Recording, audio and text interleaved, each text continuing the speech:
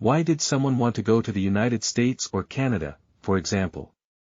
Emigration to North America was at its highest between the 1870s and 1910s. At that time, more than 300,000 people left our country for the United States or, more familiarly, America. More than half of them came from the then province of Vasa. The provinces of Oulu and Turku and Pori were also eager to pour gold, but in much smaller quantities.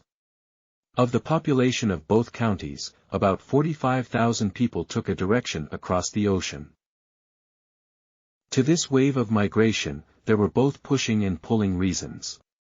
Pushing reasons can be considered to be, for example, poor income in Finland. When infant mortality fell rapidly in the 1800s, but at the same time the birth rate increased, the so-called infant mortality rate fell.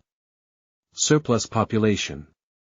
There simply wasn't enough work for everyone anymore, and especially in Ostrobothnia, when the eldest son inherited the house, the younger ones were left almost bare.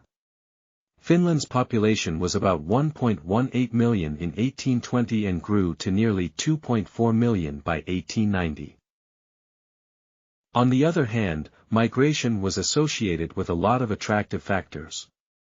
America promised better livelihoods, free farmland, industry and mines provided employment.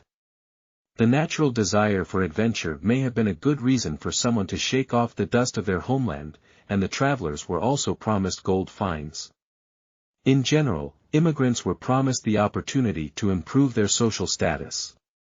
The Migration Institute of Finland in Turku has collected memory data and reasons for leaving.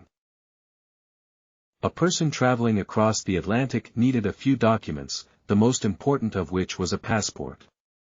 In addition, he had to obtain an official certificate from the vicar of his parish and an accessibility certificate from the sheriff. If you want to find out about a specific person's passport matters, you should first check the confirmation books to find out when you left for emigration. Until 1960, foreign passports were issued by the County Administrative Board. The Crown Bailiffs of Åland, the Crown Servants of the District of Lapland and the local register offices of certain cities were also entitled to issue passports.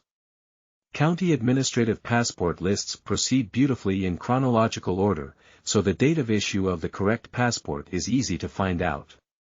The passport decree stipulated that the trip had to be departed within 60 days, otherwise the passport would expire. The archives of the county administrative offices also contain some of the above. Certificates of accessibility. The Migration Institute of Finland operates in Turku, and its immigration register can also be used in searches. For example, they have passenger lists and passport lists for ships. It's always worth remembering that no single data source is necessarily perfect. You can always follow a relative's steps even on paper or on microfilm. Not everything interesting is yet available in digitized form. 111. Thank you for listening. Remember to subscribe to my YouTube channel, so you'll automatically get notified when the next part is released.